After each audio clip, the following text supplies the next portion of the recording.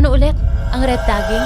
Hindi lang yung direktang sasabihin na NPA ka, komunista ka. No, no, no, no, no, no, no. Even associating a person or a group sa mga komunista o NPA considered na red tagging.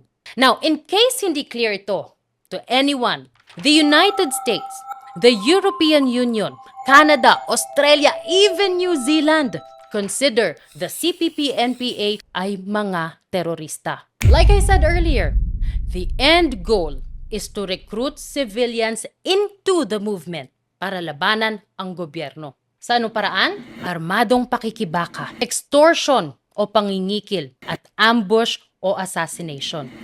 Para sa Makabayan Bloc, ito ay activism. Lahat yan, hindi natin malalaman at mapag-uusapan man lang kung maisabatas ang criminalization ng red tagging. Gago, di ba?